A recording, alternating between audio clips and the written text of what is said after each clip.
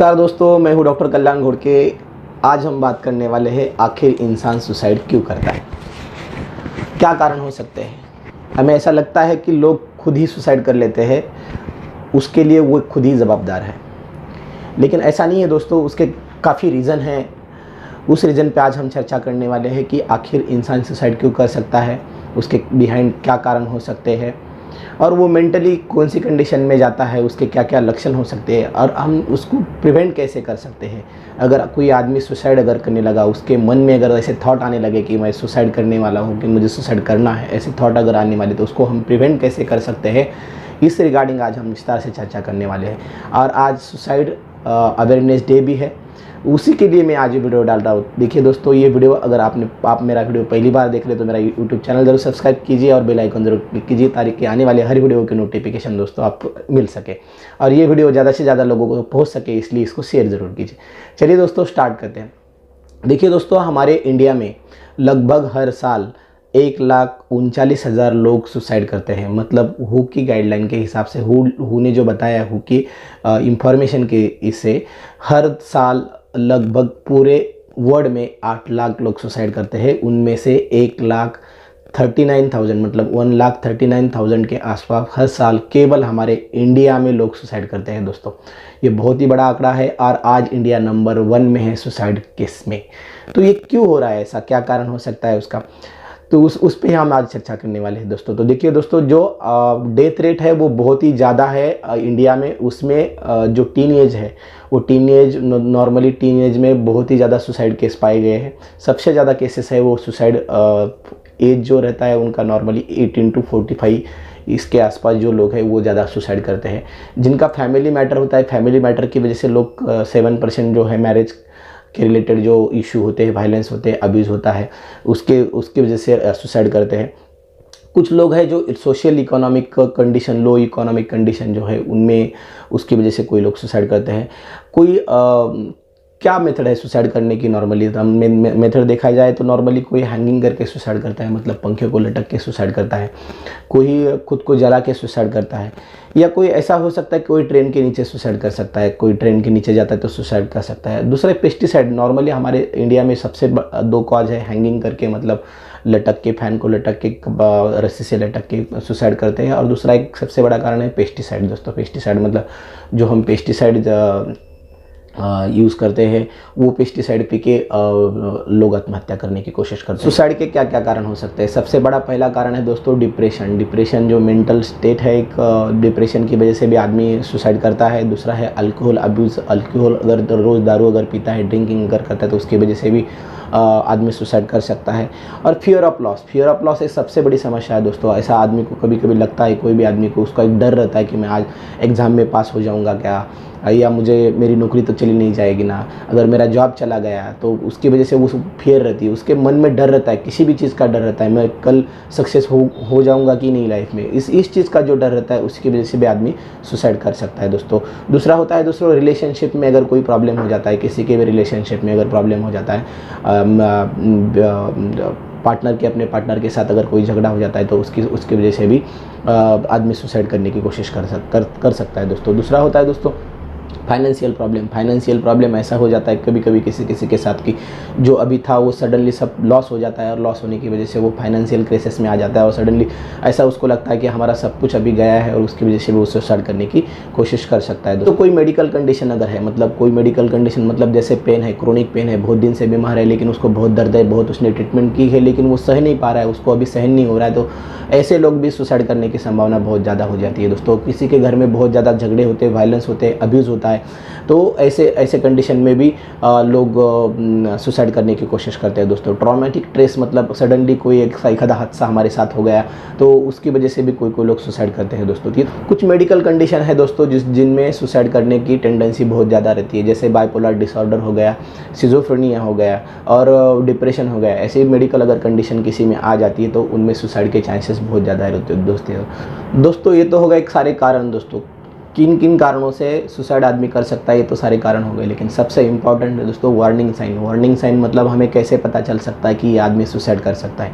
देखो दोस्तों, ये सबसे इम्पॉर्टेंट बात है कि हमें कैसे पता चलेगा कि ये आदमी सुसाइड करने वाला है। ये वार्निंग साइन देता है दोस्तों, सिम्टम्स दिखाता है। तो क्या क्या लक्षण दिखाता है वो आप पूरी तरह से ध्यान से देखिए और उसको नज़रअंदाज मत कीजिए, सामने वाले आदमी को नज़रअंदाज कीजिए। उस टाइप के अगर लक्षण उसमें दिखते हैं दोस्तों तो उसको समझाने की बहुत ज़रूरत है, उसको साइकोथेरेपी की बहुत ज़रूरत है। ऐसा हो सकता है कि डॉक्टर के पास जाके उनको ट्रीटमेंट भी लेना पड़ सकता है दोस्तों। तो चलिए दोस्तों, मैं आपको बताता हूँ वो साइन एंड सिम्टम कौन से हैं जिनसे आपको पता चल सकता है कि आदमी सुसाइड करने वाला है या उसमें सुसाइडल टेंडेंसी है कि नहीं है। सबसे पहला कारण होता है दोस्तों डिप्रेशन। अगर वो ऐसा हो जाता है कि कभी कभी वो बार बार टॉकिंग करता है उसके रिगार्डिंग, सुसाइड के रिगार्डिंग, मैं आत्महत्या करने वाला हूँ, बार बार उसके बारे में बोलता है। और अगर कभी भी बात करता है तो मैं अभी सुसाइड कर सकता हूँ, मैं सुसाइड करूँगा, ऐसे अगर बार बार अगर बातें करने लगा तो आप समझ जाइए कि एक वार्निंग साइन है दोस्तों।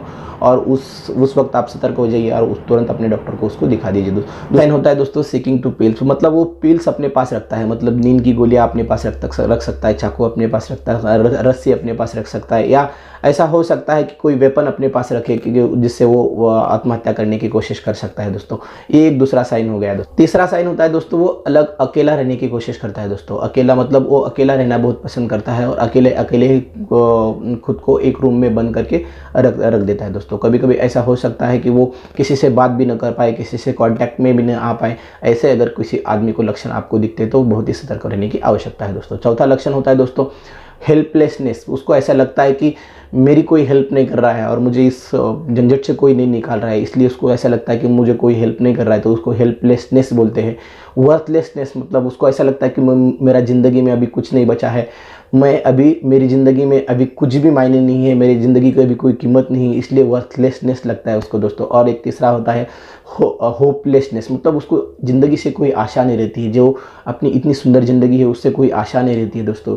ऐसे अगर लक्षण उनमें दिख जाते हैं दोस्तों तो हमें समझना चाहिए कि ऐसा लग सकता है, ये लक्षण जो है बहुत ही उस सुसाइड की तरफ, सुसाइड टेंडेंसी की तरफ जा रहे हैं और हमें उसे जल्दी से जल्दी कंट्रोल में करके उस आदमी को साइकेट्रिस्ट के पास लेके जाना चाहिए या डॉक्टर के पास लेके जाना चाहिए और उसका ट्रीटमेंट अच्छे से करके वो बिल्कुल दोस्तों ठीक हो सकता है। ऐसे बहुत सारे लोग हैं इनमें से बाहर निकल चुके हैं, जिनकी ऐसे टेंडेंसी है, सुसाइडल टेंडेंसी। ऐसा हो सकता है दोस्तों बहुत बार कि जिन लोगों की फैमिली हिस्ट्री है सुसाइडल टेंडेंसी की, उनमें भी ऐसे लक्षण पाए जाते हैं दोस्तों। और एक लक्षण होता है दोस्तों, और एक साइन एंड सिम्टम्स उनमें होता है कि वो डिस्ट्रक्टिव करने लगते हैं, खुद को ईजा मतलब खुद को इंजरी पहुंचाने की कोशिश करते हैं। जैसे वो दारू ज़्यादा पीते हैं, रश ड्राइविंग करते हैं और ड्रग्स भी लेते हैं। कोई अगर अल्कोहल अब्यूज़ है, कोई ड्रग्स अब्यूज़ है तो ड्रग्स भी लेते हैं और उनमें उनका डिप्रेशन बहुत ही बढ़ जाता है दोस्तों और उनकी टेंडेंसी और ज़्यादा बढ़ जाती है, इसीलिए वो सुसाइड करने की कोशिश बार बार करते हैं। ऐसे बहुत बार लोगों की हिस्ट्री भी होता है कि पहले बहुत बार सुसाइड अटेम्प्ट उन्होंने कर चुके हैं, तो ऐसे लोगों को बहुत जल्दी डिटेक्ट करना चाहिए। ऐसे अगर कोई भी साइन सिम्टम घर में आपके दिखते हैं, आजू बाजू दिखते हैं, आपके दोस्त को दिखते हैं, तो बिल्कुल दोस्तों उसके रिगार्डिंग तुरंत उसके साथ चर्चा करनी चाहिए, उससे बातचीत करनी चाहिए और उसको साइकेट्रिस्ट के पास लेके जाके उसको तुरंत हेल्प देनी चाहिए। और साइकोलॉजिकल जो हम काउंसलिंग बोलते हैं, साइकोलॉजिकल काउंसलिंग देने की भी उन पेशेंट को बहुत ही आवश्यकता होती है दोस्तों।